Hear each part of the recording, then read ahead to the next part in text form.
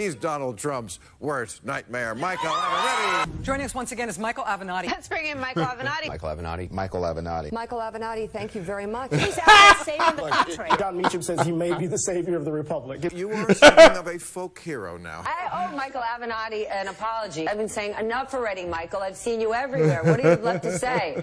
I was wrong, brother. You have a lot to say. I am just dying to hear what you think. People all like you. I'm the only person right here Donald Trump fears more than Robert Miller. We think you guys are the tip of the spear that's going to take down Donald Trump. Michael Avenatti's a beast.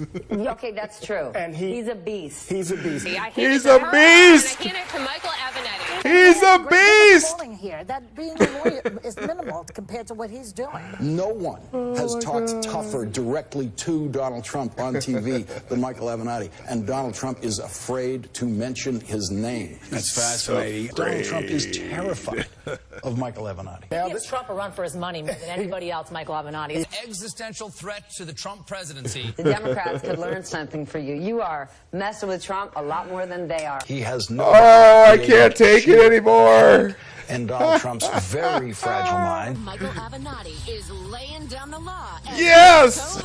Yes! Really thinking about running for president? One reason why I'm taking you seriously as a contender is because of your presence on cable news. You look at the field of Democrats right now, and Avenatti's the one who stands out. If they decide they value a fighter most, people would be foolish to underestimate They would Michael be Avenatti. crazy to underestimate him.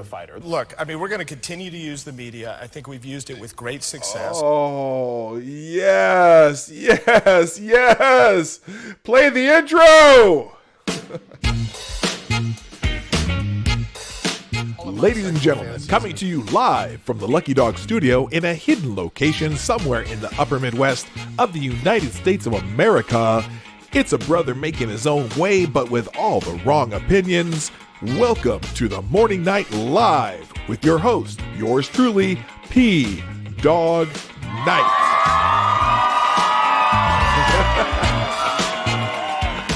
Oh, welcome to the Morning Night Live, people. It's your host, yours truly, Dawg Knight, and it is FTG Thursday. And boy, do we have a lineup today. I'm just telling you. But number one on my list today is your boy, Michael Avenatti. And we're going to get into that in just a second. But hey, before we even get started, I would love for you to, right down there, click that share arrow, click the like if you'd like, that's up to you. And just to remind you that we do super chats via Streamlabs OBS, which is also down in the description down below, and it'll be in the chat every once in a while. I also have the Twitter link in the chat. I did that earlier. Good morning, Della Hayes, you were here first. Good morning. You get the bell for being first. Good morning, Diego Pony. Good morning, Lord Rothschild, Rolling Bear, Trucking Bear, Smarty Bear. It's all the bears are here. Good morning to my bear friends. Good morning, MC Hammer Time.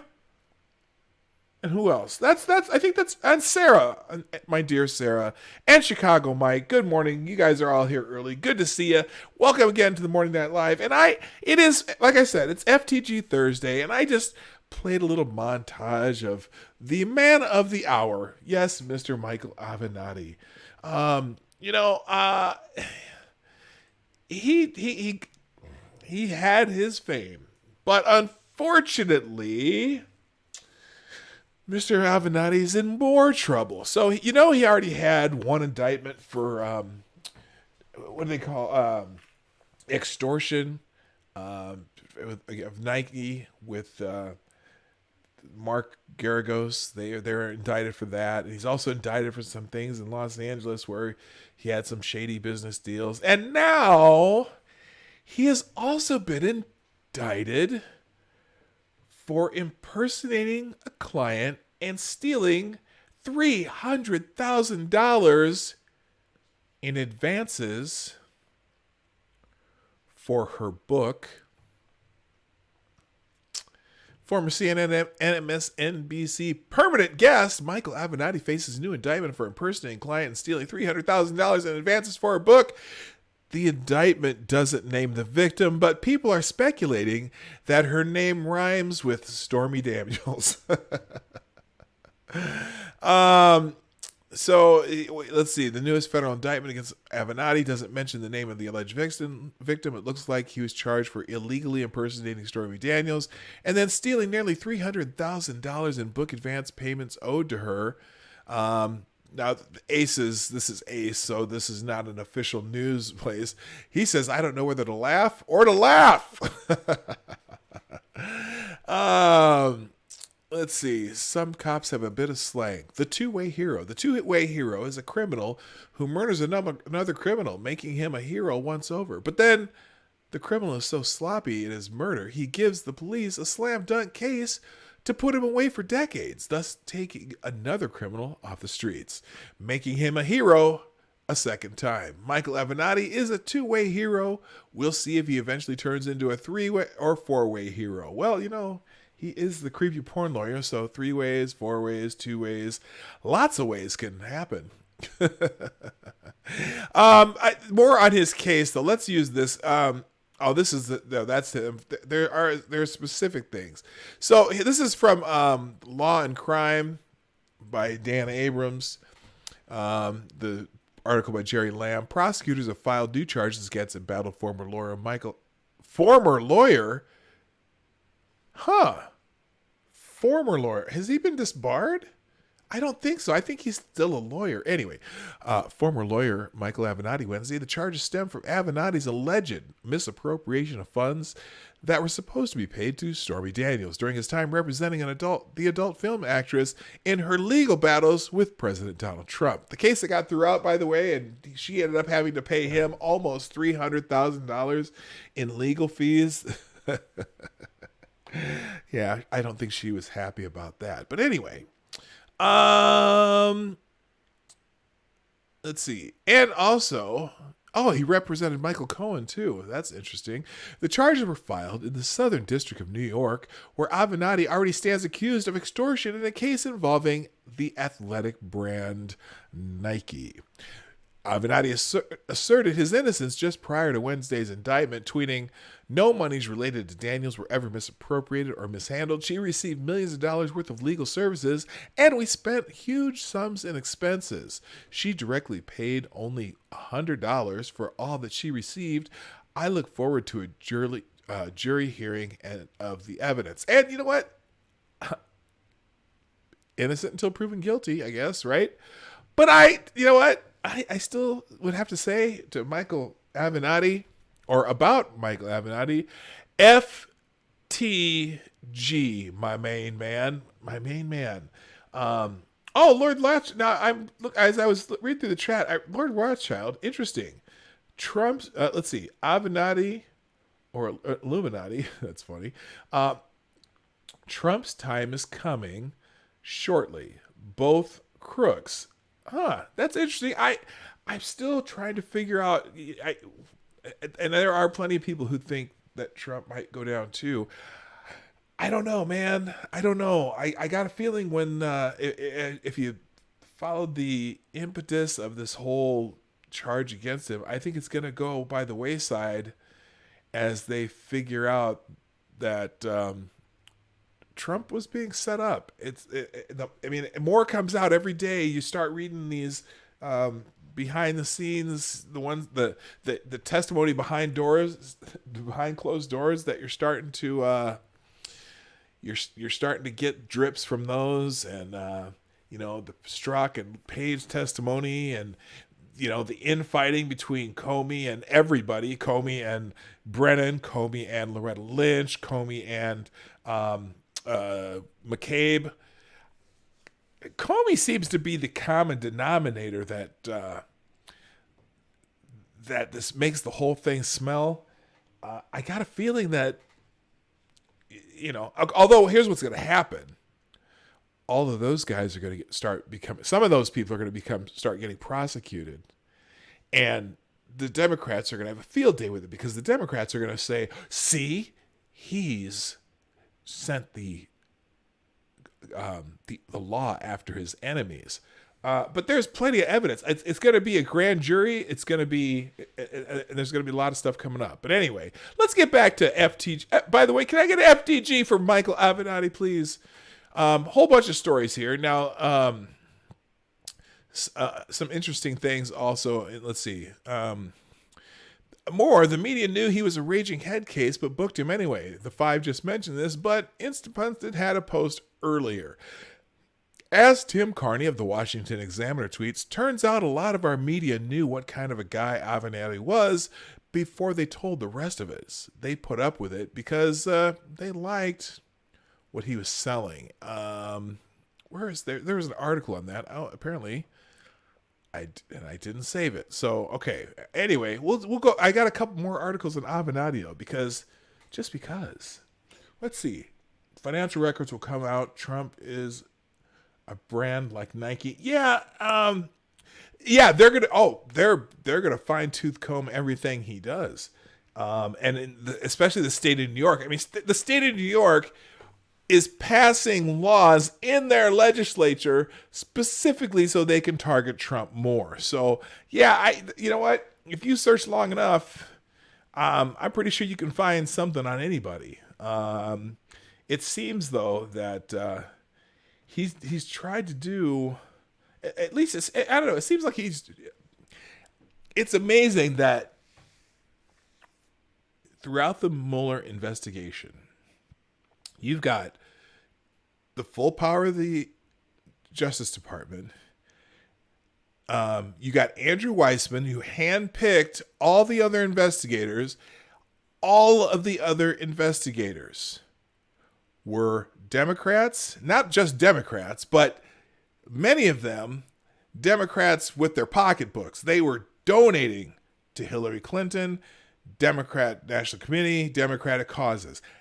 You got Mueller, who's a Bush Republican, no friend of Donald Trump, and 19 Democrats investigating him, and they still don't indict anyone on the charges they're looking for, but they find all these other process crimes,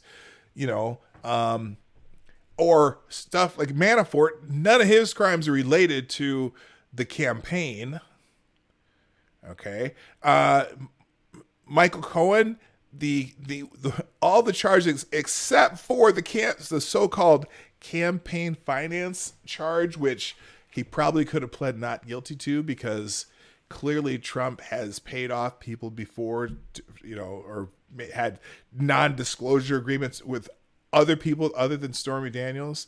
So none of his charges, except for that one, have anything to do with Trump or the campaign. They're probably gonna, the IRS has been auditing him every year for the last 20 years. So the IRS has already been through all this stuff. So what are they gonna find that the IRS hasn't already found? The IRS has in fact, the IRS investigators are probably the most, probably the best investigators we have. Better than the FBI, better than CIA. The IRS will find your shit. So, I think when they, if they have this battle with the House about getting his financial records and his taxes, and then the House just go through there and make up shit. But it's going to be hard to say, hey, well, how did the IRS miss this? The IRS doesn't miss anything. The IRS does what they do. Now, so I'm convinced that mostly all of that stuff is just to find things they can embarrass him with. He's probably had some years where, like the New York, who was it that came out the article, that between 1985 and 1994, he lost $1 billion. Well, even though he's already talked about that being billions in debt during the New York real estate meltdown, but did it turn out to be an embarrassing story? Or at least for all the people who hate Trump, it was one of those great stories. Oh, billion dollar genius, whatever. So it'll be interesting. I hear you. I am against corruption and deceitful individuals too. I agree. I know that you're not. I know. But anyway, a couple other people showed up. Good morning, Necro. Good morning, Zombie Teddy. did I say hi to Jaeger Pony? You were here early. I got you early. I'm sure I missed somebody. Oh, W.R. Cranston. I didn't say hi to you earlier. And Tyler F. Good morning. So welcome to the people who just got here. RVA, Mr. Dax. Hello, everybody. Welcome to the show. All right, but more on Michael Avenatti. Okay, so we got a flashback how the media drooled over Avenatti. Disgraced celebrity lawyer Michael Avenatti was once a media sensation who was routinely fawned over by major personalities in establishment media. As I showed you the little montage at the beginning, I might have to play that at that is so funny to me. That is so funny. Oh, hi, Maddie. I don't know if I said hi to you either. Avenatti faced multiple indictments Wednesday for allegedly committing fraud and aggravated identity theft related to his former adult film star Stephanie Clifford, professionally known as Stormy Daniels. He is accused of forging Daniels' signature. That's another one. That's bad. I mean, that's for an attorney. I got a feeling he's going to get disbarred. Who knows? And using fake documents to persuade an agent to divert over $250,000 in payments from the porn star's book advance. Back in May 18th, MSNBC contributor Eddie Glaude said on the network, Michael Avenatti is a beast. He is a beast, and he keeps popping Donald Trump and all the folks in the mouth repeatedly. You know what? We just did a whole montage of this stuff. They were kissing his ass.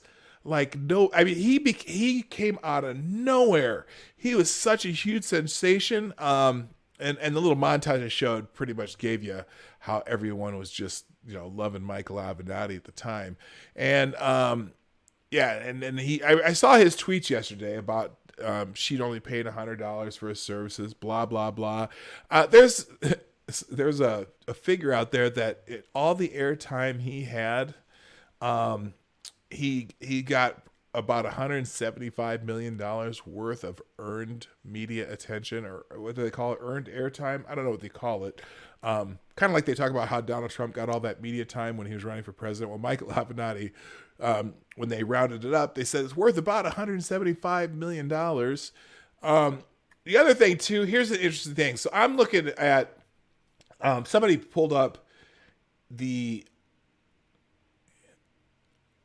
well, I know he came out of nowhere because he represented Stormy Daniels, and Donald Trump is a dirty human being in his personal life, and Stormy Daniels was a part of his dirty personal life. So there you go. I know why he got big, because everyone wanted to take down Trump, and nothing they were doing was working. And so here comes Michael Avenatti, having Stormy Daniels break her non-disclosure agreement, which she took the money for. Could he be a plant? Yeah, he could be. I don't know. That's interesting too. I never thought of that. Someone pulled up these tweets from May 20th, 2018 to May 26th, 2018. So just some of the things that were tweeted about Michael Avenatti. So big league politics. Poindler, Avenatti's wife, says he's emotionally abusive. Now that was interesting. That came up that week. Just looking at her, you started hearing more about a little bit about his personal life. So that was from his divorce. Avenatti claiming Giuliani's lying. H.L. Lewis, I'm angry. Steve Dems are not organized or fighting back. They just let Trump and Giuliani and the GOP say anything they want without challenge. It's time to S. Schmidt, meaning Steve Schmidt, and Avenatti the hell out of them. Everyone was seeing Avenatti as their savior. Yeah, only Don Lemon gets to hang out with Michael Avenatti and still be respected as a journalist. Some people hated Avenatti too. Quit the dumb double standard. I don't know if that's related to. How long before he was in the media so much, though? Someone was asking, how long before Avenatti becomes ESPN's new on-air legal analyst? I mean, he was on literally every day, sometimes 4 or 5 times a day, going back and forth on CNN and NBC. It was crazy. Here's a little Joy Reid clip. Hey, let's see. How long is this?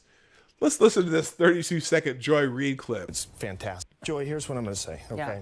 If folks want to continue to hide this stuff and cover it up, I think it's fantastic because I'm going to out them, okay? We're going to out them. We're going to bring all this stuff to light.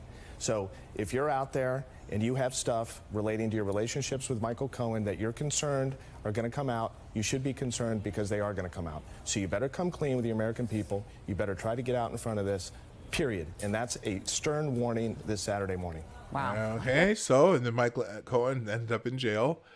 He as much airtime as he got and much credibility as some people were giving him at the time, I still haven't found a case that he's won. Can you name one? Michael Cohen's in jail. Stormy Daniels had to pay Trump, and he's got 3 federal indictments against him in 2 different jurisdictions. Oh, hey, you know what I just thought of? Just remembered yesterday, I got a request. To change up something, and I'm going to change it up right now. Just take a gentle listen.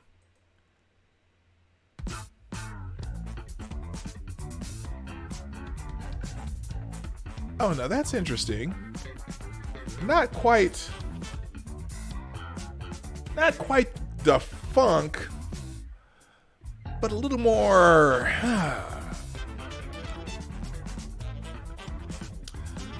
A little more jazzy feel to it, right? Someone asked for a little bit of jazz.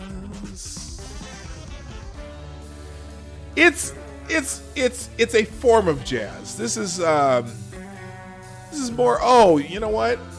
Maybe it's because I have old school funk, smooth jazz, modern jazz. Oh, I gotta change this filter a little bit. Hang on a second. We're gonna drop that. We're going to drop that. And we're going to drop that. So this is called drop. That must have been, that was old school funk. Okay, now, wait, hang on. Let's go to the next sound here.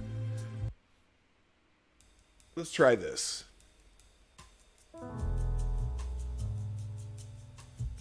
We're going to go smooth jazz today.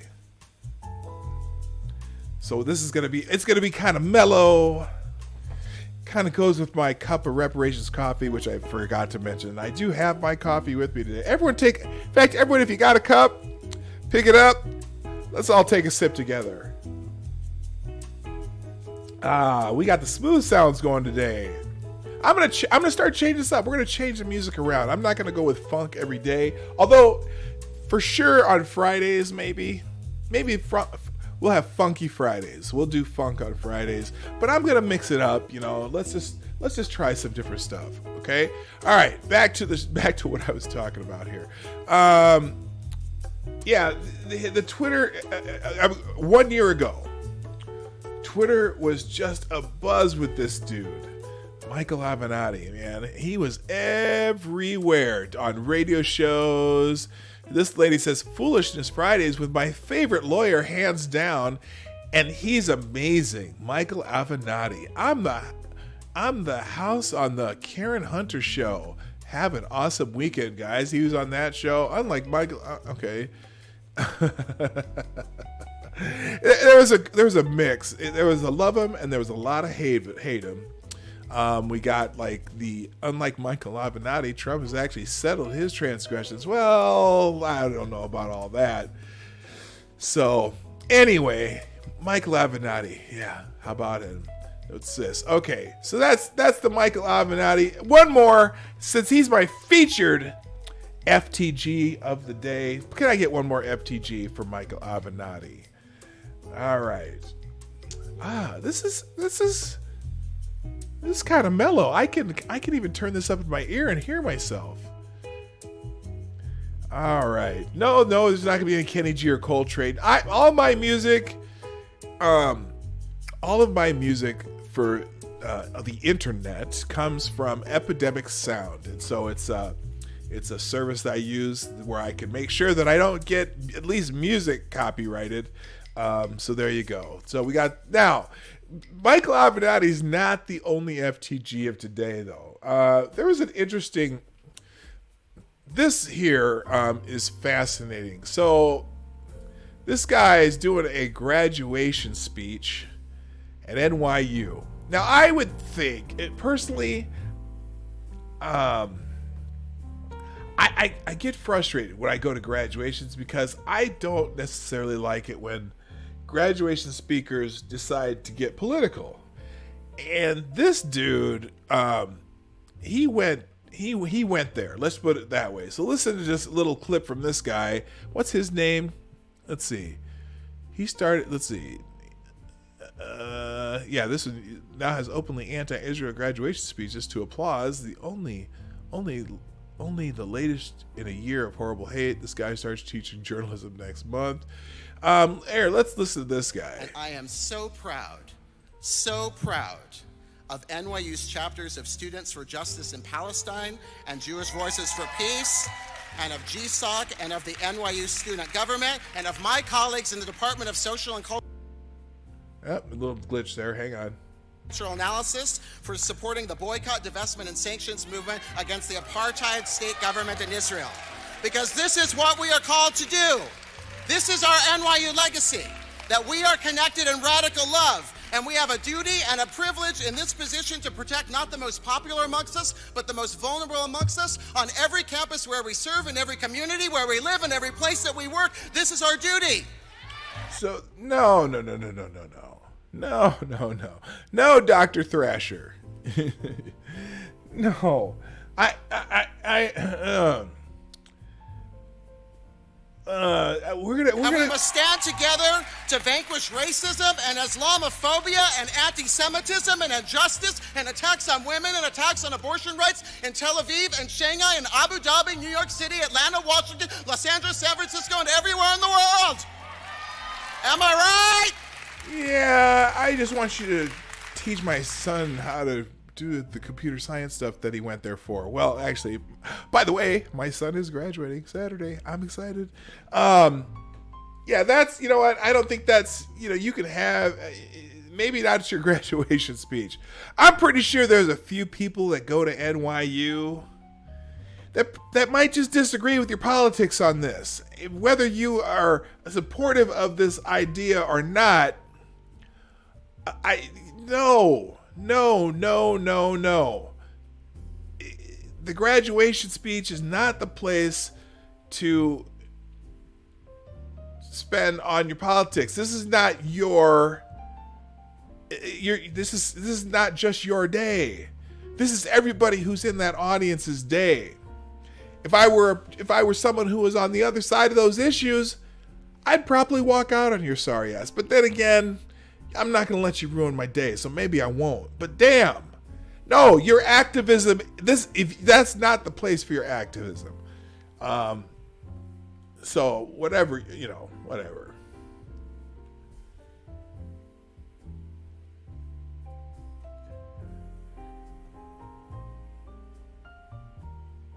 Yeah, no, yeah. Well, let's see. There's a question. Campus where we serve, in every community where we live, in every place that we work. This is our duty. And a privilege in this position to protect that we are connected in radical love. And we have a duty and a privilege in this position to protect not the most popular amongst us, but the most vulnerable amongst us on every campus where we serve, in every community where we live, in every place that we work. This is our duty. And we must stand together to vanquish racism and Islamophobia and anti-Semitism and injustice and attacks on women and attacks on abortion rights in Tel Aviv and Shanghai and Abu Dhabi, New York City, Atlanta, Washington. He did say both. But I don't know. I don't think it's the professor's job to teach. He did say both. Yes, he did. Absolutely. He but to promote your activism for your cause, wait a minute, can I come up will you allow me to promote my activism for my causes?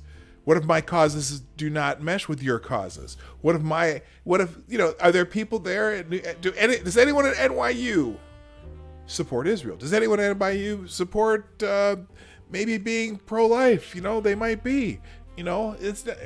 You're not there to teach activism. You teach people how to think, not what to think. So I don't know. I just that kind of stuff just pisses me off, and it happened at my daughter's graduation a couple years ago, where we had one of the speakers decided to go off on some political shit, and I'm just like, please stop. And some of the students even booed that person, because that's not about that. Good morning, all you need. Good morning, Seamus Derby. Thanks for joining us. So, I don't know. Some people like that kind of stuff. I don't. I just don't. Anyway, but I'm going to give him an FTG. A FTG for ruining somebody's graduation day. That's my point. All right, moving on. Now, this one was sent to me by Sarah. And Sarah,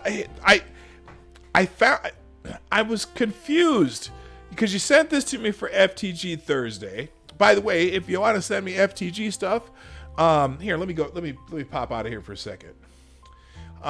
If you do want to send me things, be it for FTG Thursday or an article you want me to go over or whatever, figure out, down here is my Twitter address. Now, if you haven't followed me on Twitter, if you're on Twitter, please follow me on Twitter also. You can also follow me on Instagram, although my Instagram has been fairly dormant lately, but now that the summer's here and I start getting my camera out, and especially when we go on this trip in June, my Instagram is going to be more active. But if you want to send me stuff, my DMs are open on Twitter, or you can also email me. Take that at Dawg Knight right here, put the @ on the other side, and put gmail.com at the end, and I'll also get things there. So if you ever have nominations for FTG Thursday, articles, or if you want to contact me for some other reason, I don't know why people want to talk to me, but sometimes they do. So that's how you get a hold of me. And Sarah has sent me a couple of FTG Thursdays that I thought were good, but this one confused me, Sarah, so help me out. Because this woman name's Kelly Radisson. Now she's okay, she was a Remainer in 2016, but having educated herself about the corrupt EU, she's now backing Nigel Farage and the Brexit Party. Okay, whatever. You may have an opinion about that or not. I'm not part of the EU, UK or the EU. I personally, probably if I were in England, I would probably vote to exit too. But that's a whole nother thing. I don't know the politics that well. Okay, I'll get to your question here, Pancalo. Thank you. All right. So there's a couple things that this, I was reading through Twitter. She's got some really, yeah, you're right. She does have some hot takes. For example, here it is. Where was it? Here's one. I would dump a guy if he got me a nasty, cheap Pandora ring for my engagement. A guy should spend 20% of his yearly salary on a ring. Don't you agree, girls? Now, that's because she saw this. He saved up to buy the perfect ring for his bride, only to be called pathetic by the jewelry store employee in front of fiance who had the perfect comeback. Okay, so the fiance was happy, but the jewelry store wanted to sell more jewelry. That's why, somebody asked about we had a chat about because originally only women wore wedding rings, but at some point there was a push to have men wear wedding rings too, and that's because the jewelry stores wanted to sell more jewelry. But that's a whole nother thing. I would dump a guy if he got me a nasty, cheap Pandora ring for my engagement. Well, I would be saying, well, bye, bitch. And then she also, here's the other one too that I found humorous. Dear Ben, penis size matters. If y'all got less than 7 inches, it just ain't gonna work. Women don't want your thimble dicks. Really? How can you tell a man that his penis is too small? So later on, someone had this, she replied to her, and this, the Journal of Urology study of a group of 80 men, an average penis size of 8.8 centimeters, which is 3.5 inches when flaccid, an average penis size of 12.9 centimeters, which is 5.1 inches when erect. So I guess maybe just go porn, Kelly. I always wondered who those giant fists were for at the sex shop. Now I know. Maybe your vagina's just too damn big. Oh, and then her answer to that was, if you've got a 5-inch dick, guys, seriously, just chop the fucking thing off. It's only fit for stirring coffee. Hey! Don't be fucking with my coffee. Biatch! Give me a real man. You know what? I'm just telling you. Don't exaggerate, because there's the people. The only people who are really way that more than average are the guys on the porch channels. So come on now, we don't need to be talking about that. You know what? That's a hot take. But you know what? Now remember the people I mentioned on the Morning Night Live. I do not want you contacting them or harassing them. I just got to give that disclosure. But can I get an FTG for Kelly Radisson? Get the hell out of here, bitch! Oh my gosh, that's hilarious. Okay, and then one more FTG. I got a couple. Apparently, now you know Tony Robbins is having his problems right now. The self-help guru but he's 4 more women have accused Tony Robbins of sexual misconduct. The self-help guru is accused of groping followers at his events, exposing himself to women assistants, and sexually harassing fans. Now, of course, you're innocent until proven guilty, but this giant human being called Tony Robbins, 4 more women have come forward to accuse the self-help guru Tony Robbins of sexual misconduct in the wake of a BuzzFeed News investigation. The women, 3 former followers and a personal assistant, said Robbins groped them, exposed himself, or made unwanted advances during the 80s, 90s, and early 2000s. BuzzFeed News revealed, now it's BuzzFeed, of course, but, you know, wait, what?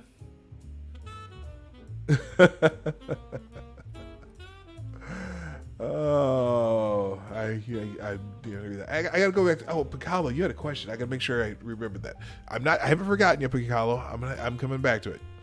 BuzzFeed News revealed on Friday that Robbins has used his fame to berate victims of rape and violence, while former staffers and fans have accused him of inappropriate sexual behavior. A total of 9 former staffers and followers have now recounted incidents in which Robbins made sexual advances or was naked in front of them.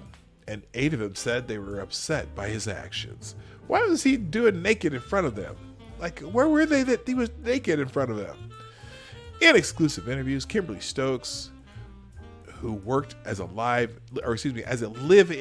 personal assistant for Robbins when she was 22 years old, told BuzzFeed News he once walked into her bathroom while she was showering and dropped his towel, exposing himself. Stokes said that she had already rebuffed his advances once before.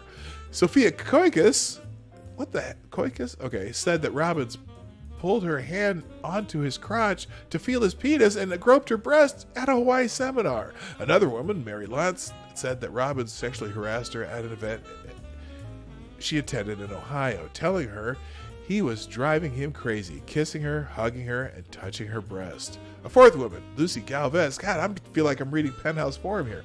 A 4th woman, Lucy Galvez, said that Robbins asked her, "How do you feel about nudity?" during an interview for a personal assistant job around 2001 when she was in her early 20s. She said that Robbins told her that the role would involve working in close quarters with him and his then girlfriend, and that the couple might be naked. Galvez says she found the interview sexually inappropriate, almost predatory. Now, you know, Tony Robbins is, you know, that big self-help, be yourself, be the best of you kind of guys.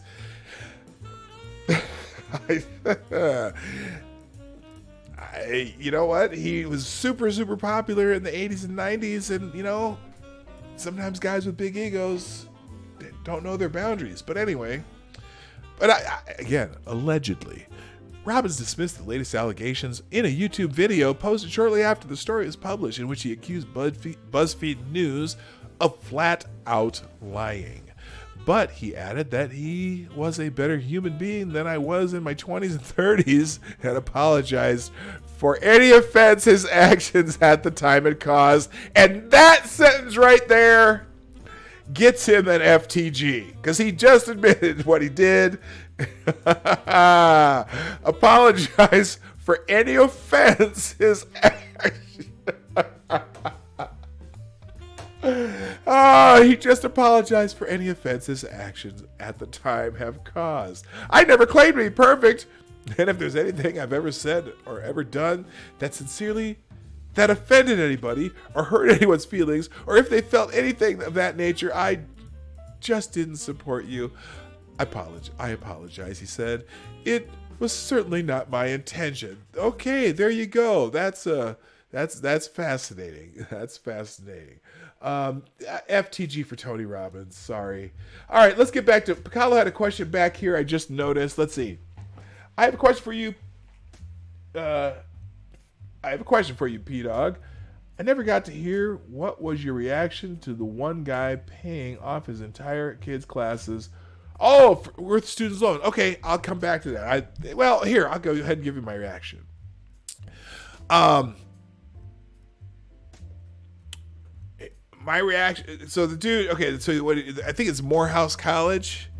The graduation speaker. I think Robert Smith. He's a multi-billionaire black businessman. Made lots of money in the stock markets, and also I think he had something to do. Does he have? He's not with Johnson Publishing, but I know he has something to do with publishing, whatever. Anyways, he's a multi-billionaire. And what he did is the entire class of 2019 that he went to their graduation when he was the keynote speaker. And what he said is he's going to pay off the entire class's student debt, which it was just estimated at $40 million. Which is amazing. It's an amazing thing that he's doing. So what do I think about that? Welcome to the miracles of capitalism. I think it's great. I wish it would happen. I think it's one of those cases where someone's talking. A couple of these politicians, especially Elizabeth Warren, is talking about, well, we're going to cancel all the student loan debt and we're going to make college free and blah blah blah blah blah blah blah. No, hell no. No, we shouldn't do that. You're asking. What if my son, out of college, rather than going to college, decides to go be a welder? So he goes through an apprentice program and becomes a welder.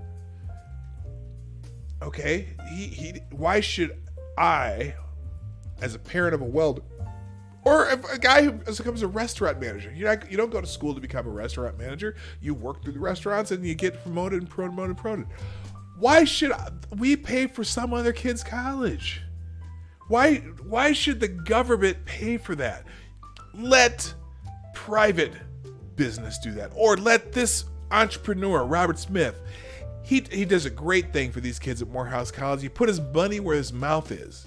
Okay, all these people talking about, we're gonna make college free, blah blah blah blah.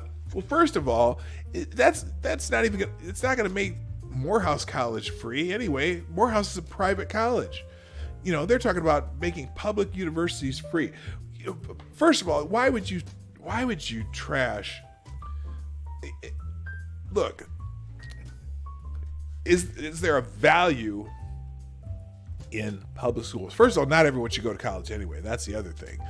But the lack, when something's free, you don't value it as much. Now, granted, what happened with the price of college, the reason it kept going up, is because the government took over student loans. The government guaranteed student loans, and the colleges just said, okay, well, they're going to guarantee this money anyway, so we're just going to make it just incrementally rise and make it cost. It's going to cost more, and we're going to keep building buildings and building shit.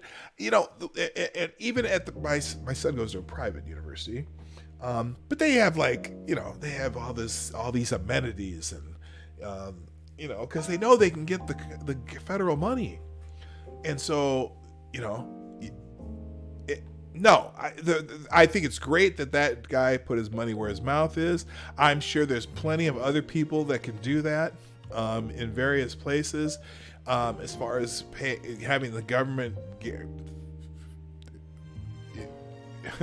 there was a tweet the other day. Some guy who went through law school, and he's something Rasham Kasim Esquire. He had a tweet the other day saying, I went through law school and I had $180,000 in student debt, and I've been paying it for 7 years, and my balance is $200,000. So his balance went backwards. First of all, okay, if you went through law school, did you do any kind of cost benefit analysis of going to law school? Were you planning on making some money when you got out of law school? Did you, if you still have $180,000 in debt, did you defer the loans over that time, and you just started paying the minimum, and then you paid the minimum all this time, and that's why your debt's too? Whose fault is that?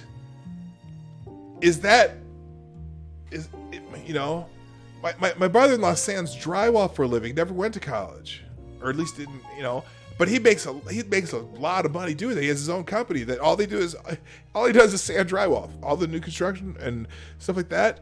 He makes a lot of money doing that, but he didn't go to college. Why should he have to pay off your law school loan? Okay, that's what you're asking for. You're asking for me as a taxpayer to pay off your law school loans, or there's people out there asking me as a taxpayer to pay off your loan that you took women's studies and you're a barista at a Starbucks now. There's nothing wrong with an educated society. There's nothing wrong with an educated society. I'm answering Lord Rothschild's question here. Should all be educated or all have access to education? We do all have access to education. Okay? We all have access to education. That's not I'm not sure if that's your question. Is it your responsibility to find a way to get educated too? Okay? There's a difference between access and just plain out providing it at somebody else's expense. Okay? Not everybody should go to college. Okay? Some people aren't equipped to go to college. Some people do want to go into jobs that don't require college. So should everyone pay for that select few that are actually going to college or want to go to college? There's ways to do it. First of all, people want to go to prestigious schools. It shouldn't. We have mechanisms for it. Remember, we also have grants for. Lord Rothschild, where are you from? Just out of curiosity. How about the youth in Michigan, the poor? We do provide. There's financial aid. We do government grants. There's all kinds of ways to pay for college especially the poor. For example, at my son's school, if students and my son's at a very expensive private school, but there are state grants and aids, federal grants and aids. There's all kinds of things for people who are from lower financial backgrounds. So, and most of them, and they're not loans either. They're not all loans. So there's it's the middle class who often gets stuck with loans. Fortunately, in my case, my son got scholarships, my daughter got scholarships. So, and then we ended up paying tuition room and board for 4 years for my son. There's all sorts of types of schools believe it or not, there are smaller state schools that you can still work your way through too. There's no. I have a hard time believing that there's a value. It's hard to put a value on something that's free, and people see less value in it, and I don't think they work as hard.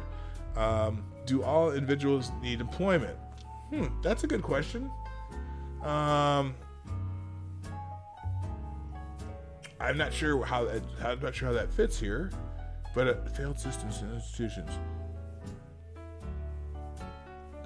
And also the other thing too, there are companies, if you go into certain fields, there's companies that'll pay for that. For example, I know that like my son's girlfriend, she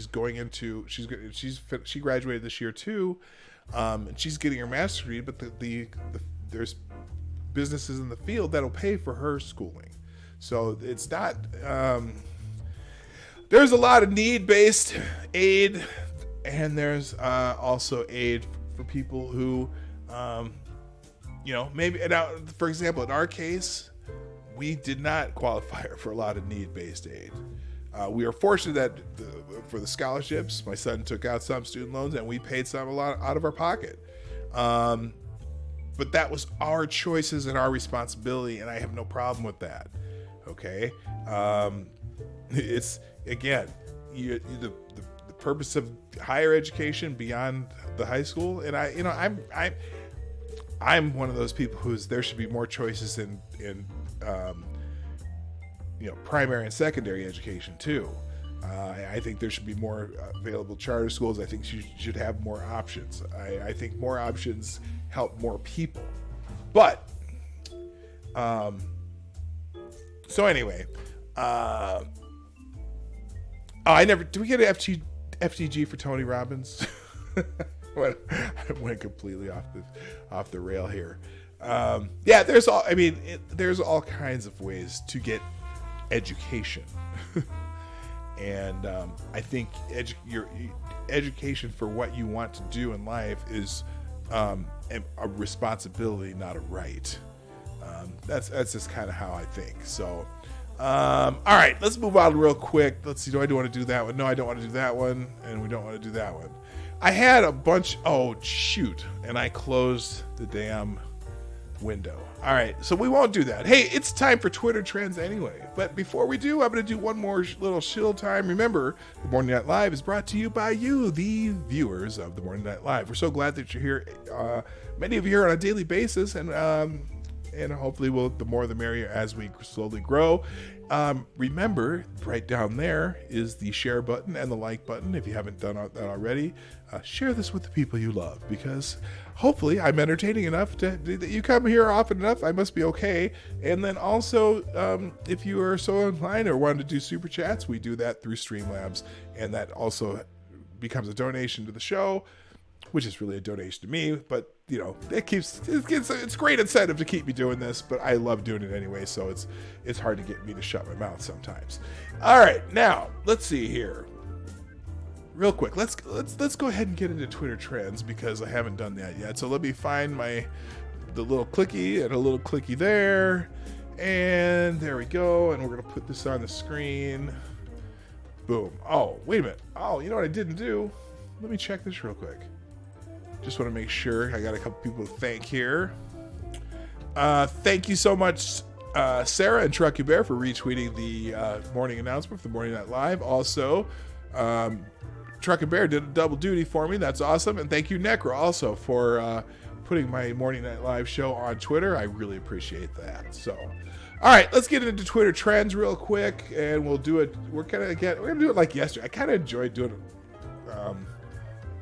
I liked how I did. Yesterday, I kind of went through it a lot faster than I normally do. I waste a lot of time just because sometimes I get off on tangents. I realize that. But maybe sometimes my tangents are good. Because if there's... Let me be true, be honest. Yesterday, when I went off on 80s hair, was that kind of fun? If that was fun, put a 1 in the chat. If that was annoying, put a 2 in the chat. I better not see a single 2. I love nostalgia stuff. The 80s hair and the 80s hair bands. I was having a lot of fun with that. So there you go. All right. Thursday thoughts. Thursday thoughts every day. Thursday. Let me see how many Thursdays are here. 32. Thursday is number 1. Thursday is number 4. And oh wow, there's only 2 Thursdays on here. That's good. That's a different thing, man. Thursday thoughts is number 1 trending. Let's see if anyone has any good Thursday thoughts. Oh, by the way, if you are in the UK, I don't know if anyone hears it from the UK. I'm just curious. Maybe you are, maybe not. I don't think anybody is. But if you are, or if you know somebody from the UK, remind them they still have time to vote today. It's isn't it the MEP elections? They call it Members of European Parliament Day. Go tell them to go vote. And I don't care who they vote for. I don't care if they vote for Labour. I don't care if they vote for, what's the other one? There's Labour, Conservatives, Brexit Party, UKIP, or even Tommy Robinson. Whoever. Vote for somebody. Go vote if you're in the UK. It's your civic responsibility. All right. Twitter Moments is the number one Thursday thought. Pennsylvanians are encouraged to do acts of kindness in memory of Fred Rogers on 143 Day in PA. So Pennsylvania declared it is the 143rd day of the year, a number Mr. Rogers would use to express "I love you." The governor of Pennsylvania has dedicated today to Mr. Rogers an act of kindness in his memory. Oh, so he'd do 143 for "I love you"? I don't understand that. But anyway, how to celebrate 143 Day. Embrace the spirit of the kindest Pennsylvanian, Fred Rogers. Do something kind for your neighbors. Spread the love by using the hashtag 143 Day in PA. You know what? That's a great idea. I wish more people would do acts of kindness. Oh, I'm sorry, I didn't have it on the screen. Here we go. How to celebrate 143 Day. Again, embrace the spirit of kindness, Pennsylvanian, Fred Rogers. Do something kind for your neighbors. And you can get ideas by visiting pa.gov/143day. Spread the love by using the hashtag 143Day in PA. And here's the Governor Tom Wolf. I've proclaimed today to be 143 Day, Pennsylvania, first statewide day of kindness. As governor, I've met countless of Pennsylvanians, and I know we're genuinely nice people. Join me in spreading the love today and seeing just how far a little kindness can go. 143 Day in PA. Interesting. I'm challenging all Pennsylvanians to exhibit the type of neighborly kindness Fred Rogers sought to spread around the world. Wolf said in a statement. You know what? I was a big Mr. Rogers fan when I was little.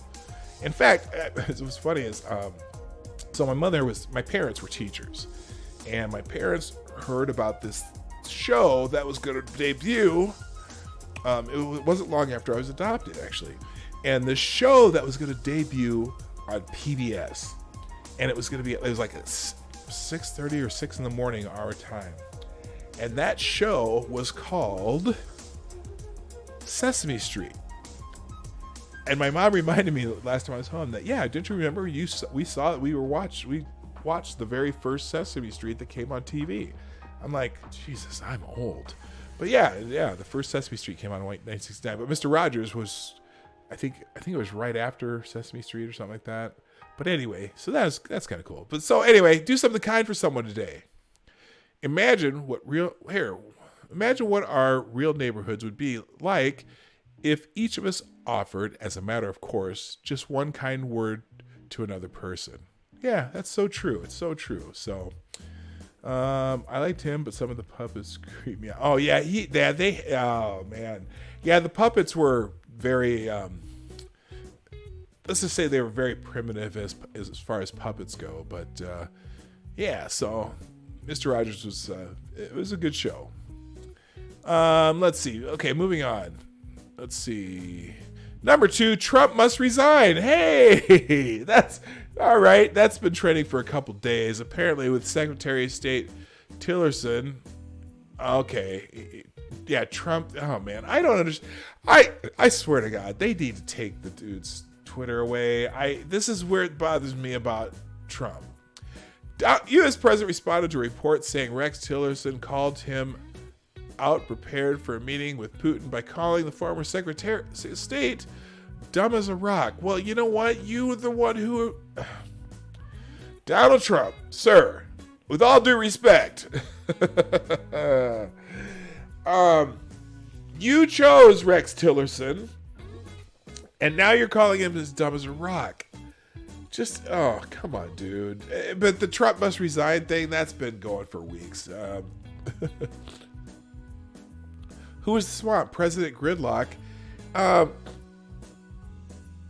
Well, look, the gridlock right now is not just Trump. It's a combination of him and Congress, and Congress wants to spend all their time investigating. So what gridlock? Name a piece of legislation that Congress has proposed, the House of Representatives, since they come into office. All I've heard is about what investigations they want to do, and Trump is not helping by walking out on the infrastructure blowout. But again, they all know that Trump's a tit for tat kind of guy. My faith in government has never been all that high anyway. So I'm just saying, hey, this is a matter of course, and they got to work that shit out. And it probably would help if there's already been an FBI investigation. They investigate things for a living every day. And there's always the special counsel. They investigate things for a living.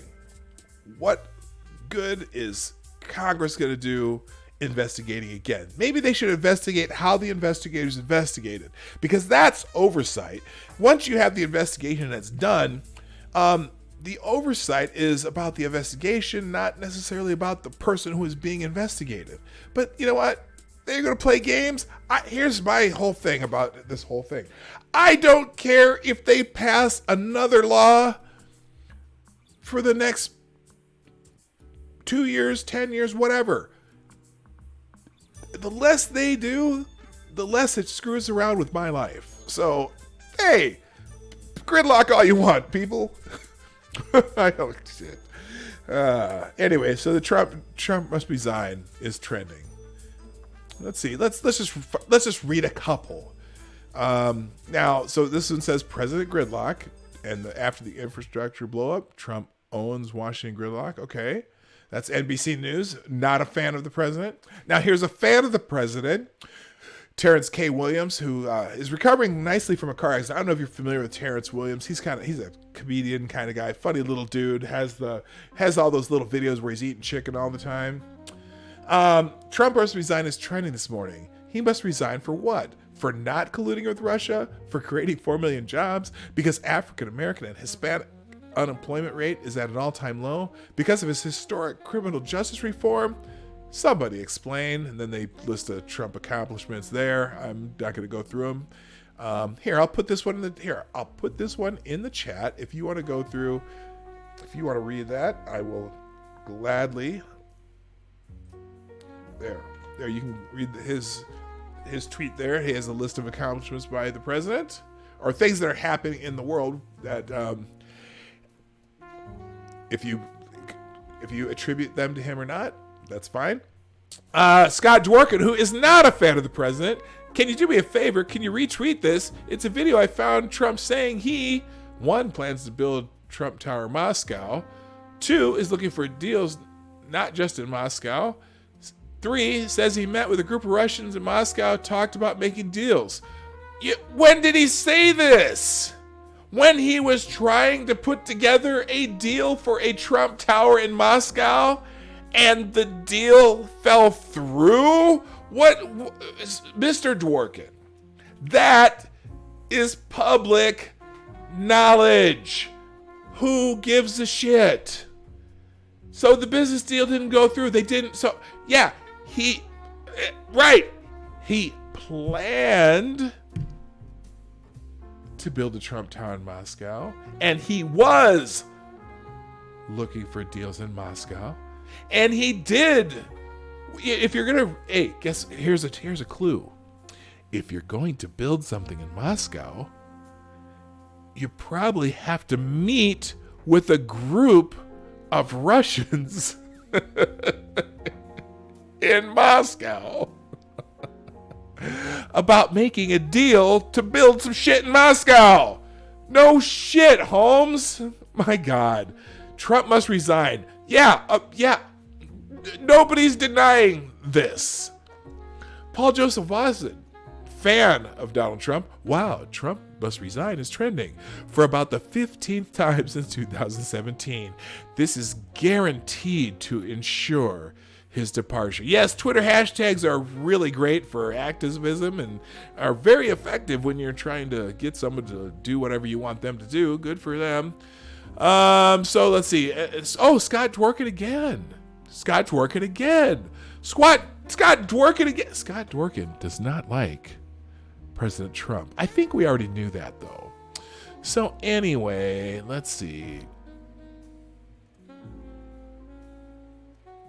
Oh my gosh. Yeah, this picture of you and Putin in Helsinki tells a different story. You look like he just showed you the P tapes.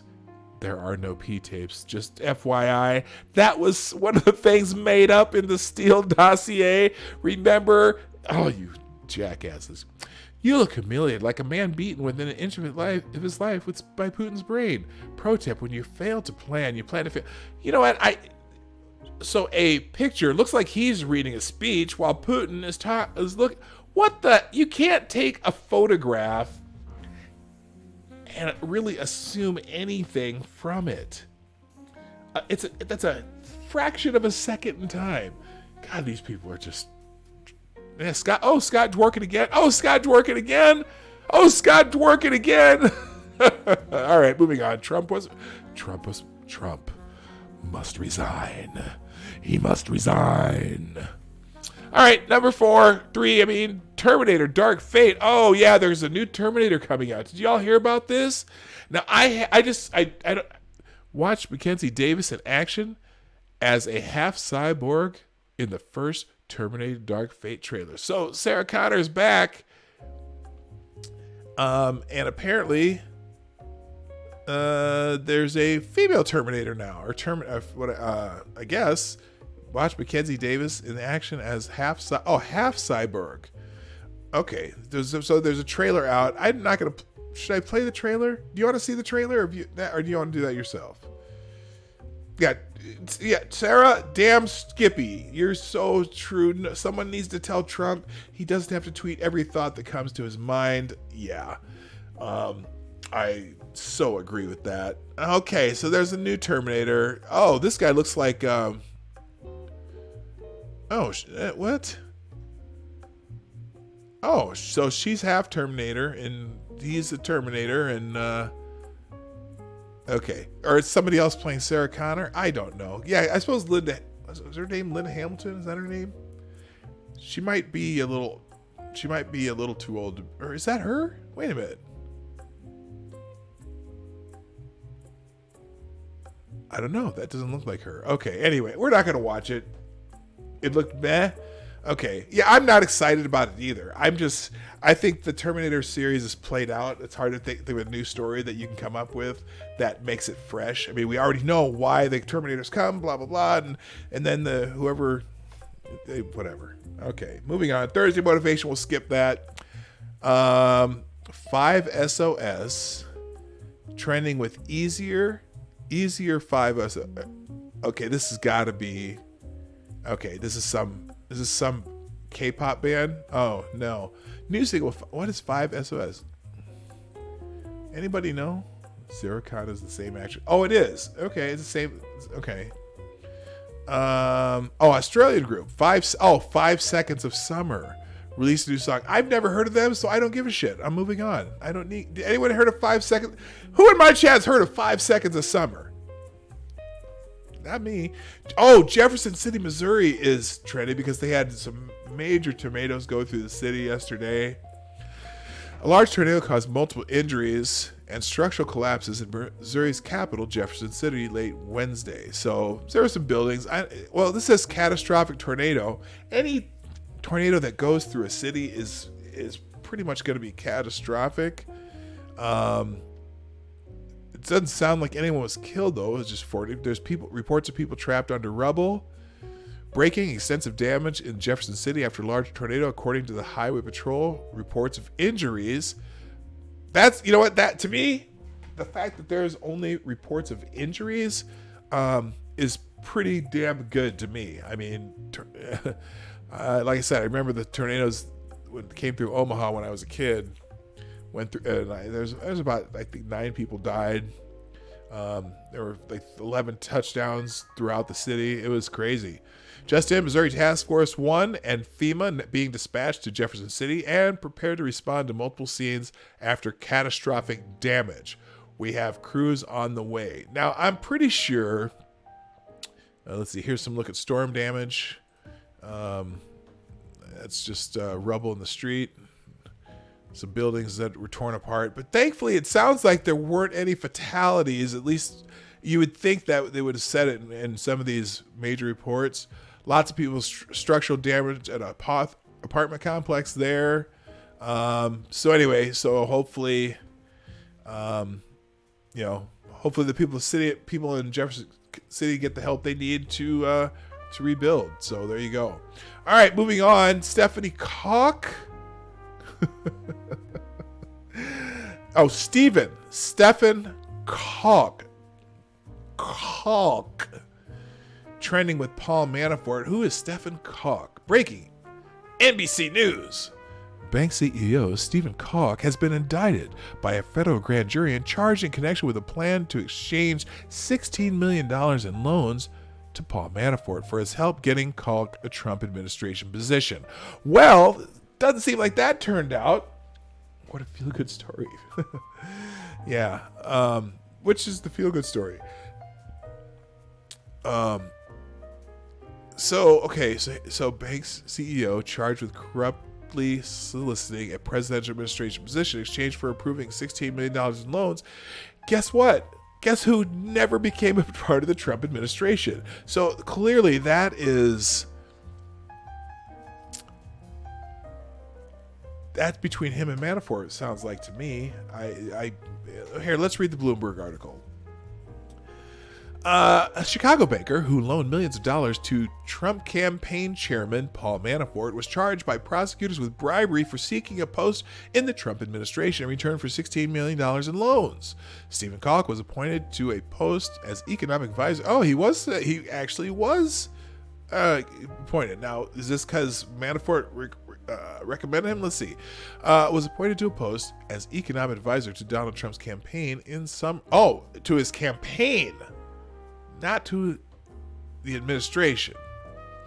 To Trump's campaign in summer 2016, days after his bank approved a $9.5 million loan, federal prosecutors in New York said. Months later, after Trump was elected president, Koch was recommended for a position in the Trump administration, while loans worth more than $6 million were awaiting approval at Koch's bank, they said. Koch presented a list of positions he wanted, ranking them from Secretary of the Treasury on down to 19 ambassador posts, beginning with the UK and France, according to the indictment unsealed Thursday. A former U.S. Army helicopter pilot, Koch, 54, faces a single count of financial institution bribery. He is scheduled to appear later in the day in federal court in New York. Koch's attorney did not immediately return a call for comment. Notice! He didn't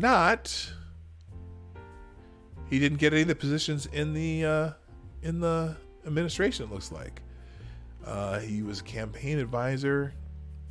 So this seems like, apparently, if it didn't happen, this is between him and Manafort, apparently.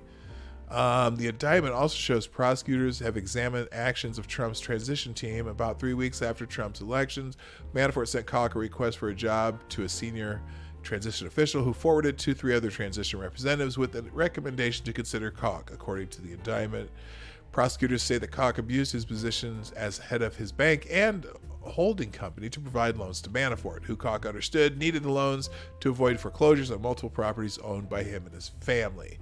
After Trump was elected, Manafort used his influence with the transition team to help Koch, recommending him for positions in the new White House. Koch was formally interviewed for the position of Undersecretary of the Army in January 2017, but wasn't hired, prosecutors said.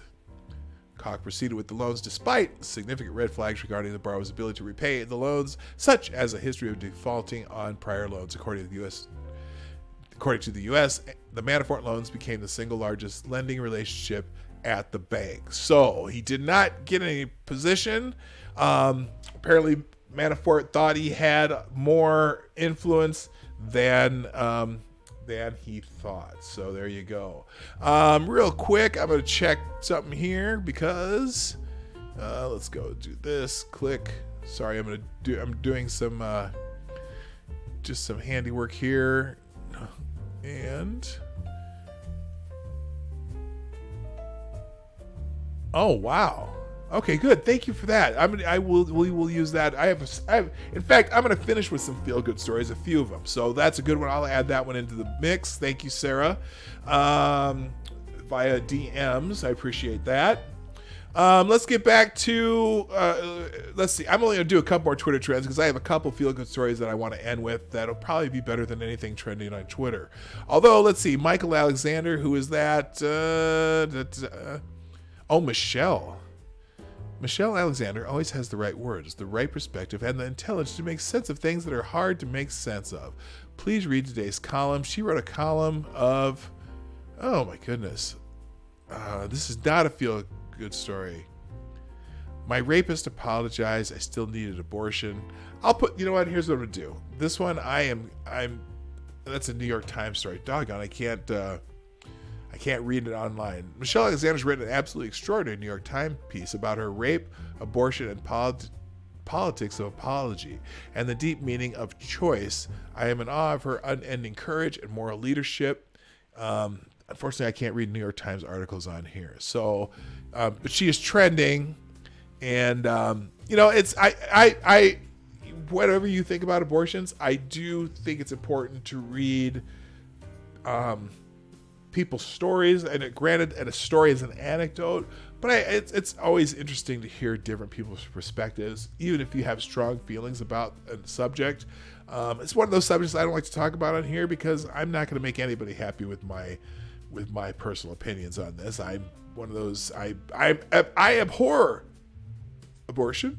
I think it's barbaric, but on the other hand, I also think it should be legal to a certain point.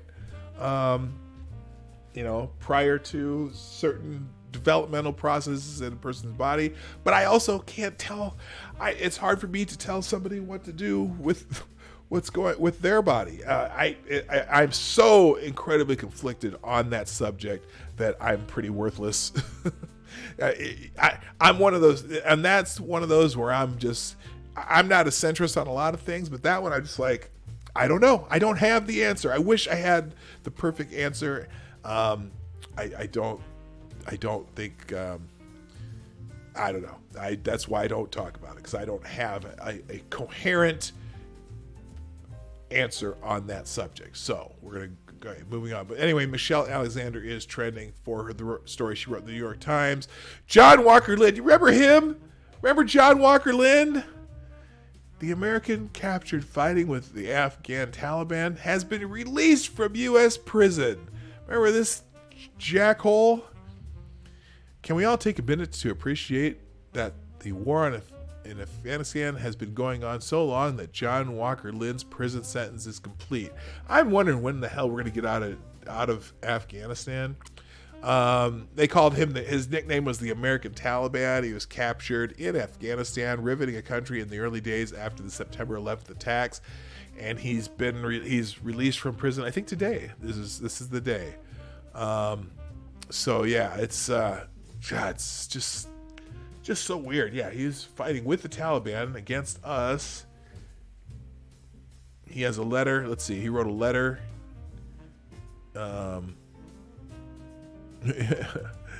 Writing, ISIS is doing a spectacular job.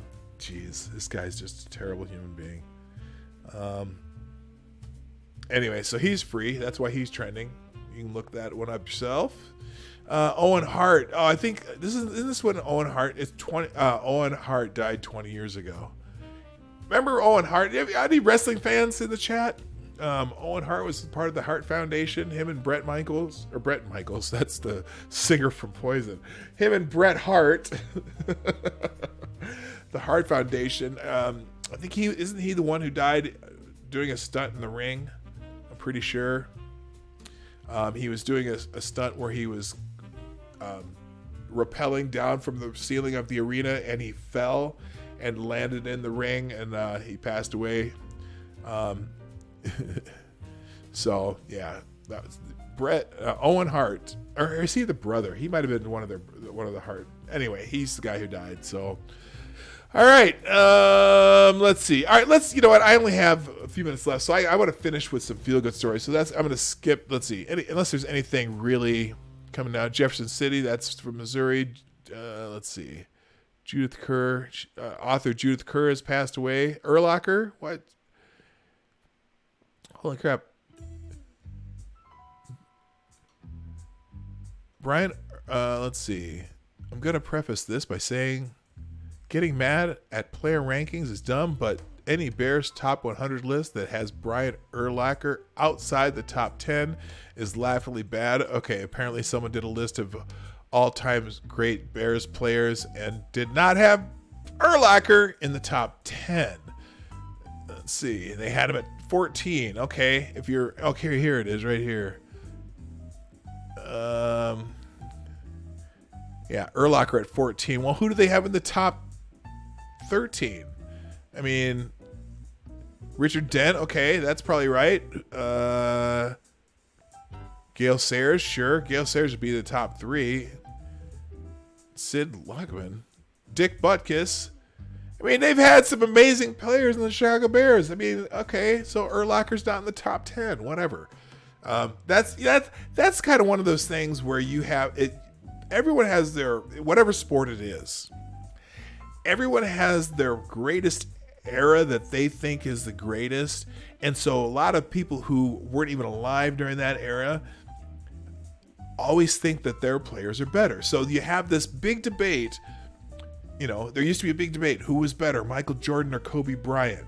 And then LeBron James came along. So now there's who's the greatest of all time? Is it LeBron James? Is it Michael Jordan? Well, there's some people who might tell you that Bill Russell's the greatest of all time because they were alive when Bill Russell was playing. He has 11 championship rings, and he was dominant during his time. There's people who say Wilt Chamberlain was the best basketball player of all time, which, frankly, Wilt Chamberlain might have been, or Kareem Abdul-Jabbar, or Michael Jordan, or Kobe Bryant. But a lot of people now, the people who are alive during LeBron James and hasn't seen all of them play is going to say LeBron James. So people complain that Brian Urlacher isn't one of the top, is it 14 on a list of all-time great Bears? Do you know how many people have played football for any football team in the NFL over the years? The Bears have been around since like 1900, okay, or something like that. They were around. They were like one of the original National Football League teams. They've had great players, okay? So got to choose between a whole bunch. Brian Urlacher was probably the best linebacker the Bears had in those years. So whatever. All right. And okay, John Connor, that's from, okay. So that's okay. That's it. Let's finish on some happy notes though, because cause I'm happy and alone and make you feel like a room without a roof. Cause I'm happy and alone, make you feel that happiness is the truth. Cause I'm happy and alone and make you know to you. Hey. All right, that's the Stephen What's His Face and Ace. Where is my happy story? I had some happy stories. Oh, here the one. Oh, did I accidentally? Okay, why? Oh, this. Oh, here. Oh, I forgot. Before I go to this happy story, this is an FTG 2. So this writer for New Republic, Matt Ford, had the nuggets to write an article, Why Milkshaking Works. Oh my God. What? It's best just not to sing. Oh, no. I can sing all I want because it's got to match, and I don't think that matched. Anyway, why milking? The far right fears nothing more than public humiliation. The biggest topic in British political circles of money wasn't the country's impending departure from the European Union. It was milkshakes, or rather one milkshake in particular that was lobbed by a bystander in Newcastle at Nigel Farage, a Brexit Party candidate in the European Parliament elections later this week. Farage, the spiritual leader of the Brexit movement, quickly used he lacked a confrontation to blame politicians who oppose him. Sadly, some Remainers have become radicalized to the extent that normal campaigning has become impossible, he wrote on Twitter shortly after the incident. For a civilized democracy to work, you need the loser's consent. Politicians not accepting the referendum results have led to this. So this guy's this is his argument, because he mentions other people have been hit by milkshakes, and he says throwing a milkshake at someone is rude at worst. It may also qualify as assault in some jurisdictions, especially in the United States. British political and media figures condemned the incidents. Prime Minister Theresa May's office said that politicians should be able to go about their work and campaign without harassment, intimidation, and abuse. Tim Farron, the leader of the pro-Europe Liberal Democrats, said, "I'm not laughing along with the attack on Farage. Violence and intimidation are wrong no matter who they're aimed at. On top of that, it just makes the man a martyr. It's playing into their hands." Very good. But then he writes, what these critiques misunderstand is why milkshaking is so potent against Farage and his brethren. It humiliates them. Nothing animates the far right or shapes its worldview quite as so much as the desire to humiliate others. Or maybe just they don't believe in your stupid ass laws and causes. The fear of being humiliated themselves. It's why alt-right trolls projecting their own sexual insecurities enjoy calling their opponents cucks. It's why they rally around blustery authoritarian figures like Donald Trump.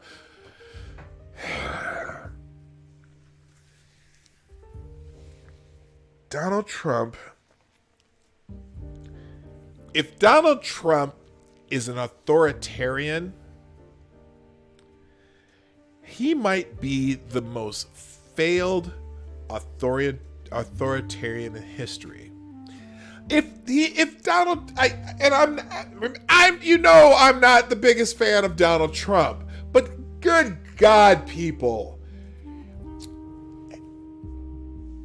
if Donald Trump were this awful, fascist, authoritarian type, would he have allowed the Mueller investigation to go on for 1 minute during his presidency?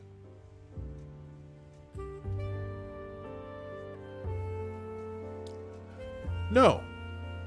If he was an authoritarian, do you think he would govern by executive order? Kind of like a couple other presidents have done in the last 30 years? Do you think?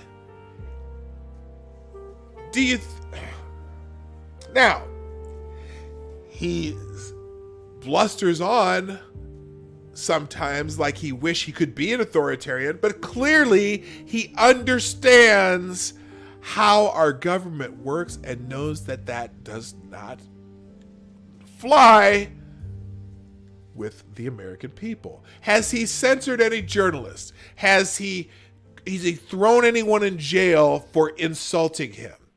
Has he demanded that the Congress pass his bills or whatever, his ideas, or just sign them into law without anyone doing that? He's not a freaking authoritarian. Our system of government helps to prevent authoritarian rule. Shut the fuck up. Anyway, so this guy's basically writes a big ass article about why throwing milkshakes at people are a good thing. Can I get an FTG for Matt Ford? Big time FTG for this guy. I'm sorry, I know I don't have it on the screen, but there. Why milkshaking works? That's his article. FTG to Matt Ford. FTG. All right. So let me find what I really wanted to.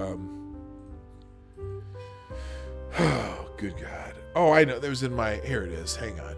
I'm sorry. I'm going to go into my what do you call it? Bookmarks. I bookmarked these, and then I have one from Sarah, and then we're going to finish out here.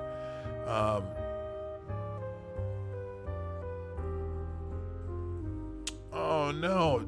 Oh, here it is. This is this is the one I wanted to show you. All right. Couple feel-good stories. This is one of them. This one I thought was really cool. Homeless high school valedictorian earns $3 million in scholarships. Here's the I don't know what this is from, a CBS story. I thought this is fantastic. A homeless Memphis teen has earned $3 million in scholarship offers. Raleigh, Egypt high school graduate Tupac Mosley was living in a tent at one time, but maintained a 4.3 GPA, a 31 on his ACT test, and graduated valedictorian. Never let your current situation, whatever circumstances you're going through, be a mountain that you can't climb. Mosley is preparing to move into a permanent home and says he will attend Tennessee State University in September and plans to major in electrical engineering. Matt Urish, CBS Local News. Is that awesome or what? Is that awesome or what? I am so, yes, yeah, his name is Tupac. So that tells you, obviously, because he's 18 years old, senior high school. So yeah, parents named their kids after rap stars. In the, let's see, he'd be 1996. People name their kids after rap stars, but good for him, man. Now the kid's homeless and still was able to become valedictorian of his high school. I wish this is the kind of story I wish they would play every day all over the United States. I want stories of kids who succeed from dire circumstances. $3 million in scholarships. That doesn't even count because what happens is you can have there's types of scholarships, which means he applied for $3 million in scholarships, which was amazing. But he's the valedictorian of his class as a homeless kid, and he's going to college. He's got scholarships that's going to. The kid is. This is the kind of kid. Let me ask you this. Do you think this kid, as he gets through college, because he's got $3 million scholarships, a lot of scholarships that you get basically just can be used for anything. If you use for tuition, room and board, whatever. So he's not going to pay for school. He's going to, and I remember some scholarships, even though they say they're scholarships, they just give you a check. So I'm sure some of those scholarships are in there too. So he'll be able to live a decent lifestyle while he's in college. Now, granted, not the $3 million, and the $3 million in scholarships may be from different schools or whatnot, but I'm sure he's applied for other scholarships that somewhere where they just give you a check that you can use it for what you need to pay for your books, pay for whatever you got. He's set. And as long as he does well in college, do you think that companies will seek out this kid and want to hire him when they hear his story? He's one of those things when I tell people, if you go into the inner cities where there's not just black kids but just poor kids, and you told them that the American dream is real and that if you work hard and you actually take this school shit seriously instead of trying to pretend you can't learn nothing and treating kids who do learn like they're pariahs, and if everyone realized that, hey, this is possible, if you do this, this, and this, you're not going to be here anymore. You're going to be here. You won't be here. You will be here. That's the message I wish we could get out to people in the world.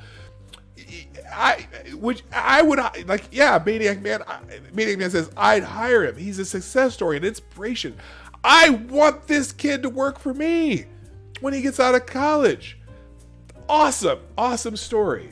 All right, and then my other feel-good story, real quick here, is the one that Sarah sent me. I'm gonna find that real quick.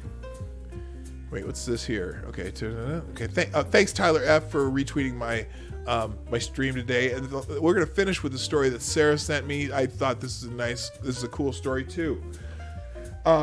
This is amazing. Okay, this is obviously a child prodigy, but we've got a 10-year-old college student aiming for a doctorate degree. If you were told a 10-year-old feels at home in a high school pre-calculus class, you might be impressed. But Elliot Tanner isn't just keeping up with the... Oh, this is a he. I'm sorry. This is a boy. I misgendered a kid. I'm terrible. Let's see. Elliot Tanner isn't just keeping up with college-bound high school students, he's tutoring them. I just take great pleasure in teaching people, Elliot said. Moments later, the Minnesota boy spins in a dizzying circle, as 10-year-olds are prone to do. He should be in elementary school, and he's way above my high school students that are about to graduate, said Bloomington Kennedy math teacher April Bodden. Oh, I see. 10-year-old college student. Okay, he's doing college in school, which is something you can do here in Minnesota. All the schools here offer what is called college school. If you're eligible, you can take all your high school classes at a community college and you get all the credits from it, or you can take AP classes. There's a couple different ways to do that here. That's what my son did. He had 5 or 6 college classes done when he went to college. That's why he only had to take 4 classes his last 2 semesters. Anyway, yet it should come as a surprise. Elliot has already aced college algebra, physics for scientists and engineers, trigonometry, and calculus, earning a 4.0 GPA as he nears the end of his second year at Normandale Community College. Again, Elliot is 10, an age that would typically put him in the 4th grade. I think we kind of have to step out of the box sometimes to realize that it isn't a normal situation. Oh, really? Said Michelle Tanner, Elliot's mother. Not normal even 4 weeks after his birth, when Elliot rolled over on his own. It just started happening really, really quick, Patrick Tanner, Elliot's father, said. It was just us trying to keep up. Elliot spoke his first words at 7 months. By a year, he was completing short sentences, Care TV reported. By age 2, Elliot could recite the alphabet, and then he learned it in Swedish right after that. For the heck of it, I guess, his father said. But from the start, Elliot's true love was numbers. He would have these little magnetic numbers. They were his little loveys instead of stuffed animals, Michelle Tanner said. Elliot carried his numbers wherever he went. By 3, he was doing addition with them on the play rug in his room, his mom said. By 4, Elliot was giving math lessons to anyone who would listen. I don't know exactly how this works, but I want to at least get a doctorate, Elliot said. Elliot notes that he could be done with college before he's old enough to drive a car to the campus. Yet he said, I think I'm ready for the next step. I want to know the deepest secrets of the universe. His parents just want the best for Elliot. I want him to have the world whatever he wants, Michelle Tanner said. And as long as he continues to be a kind person and follow his heart, I think he's going to be just fine. Elliot's father added, he just wants him to be happy. That's what it's all about. So cool. Elliot Tanner, a 10-year-old college student, getting ready to go off into the deeper world. So good for him, man. You know, I thought my kids were smart because my daughter could talk before her first words before she was a year old. And I remember at her 13-month check, she was getting one of her shots, her required vaccinations, and they gave her a shot. And she looks up at my wife and she tells my wife, I need Tylenol. And the doctor looked at her and she looked at my wife. She goes, what did she just say? She said, I need Tylenol. She knows, because she knew that Tylenol was for pain. And that the doctor freaked out. She's like, she wait a minute. She used a 3-word sentence in context.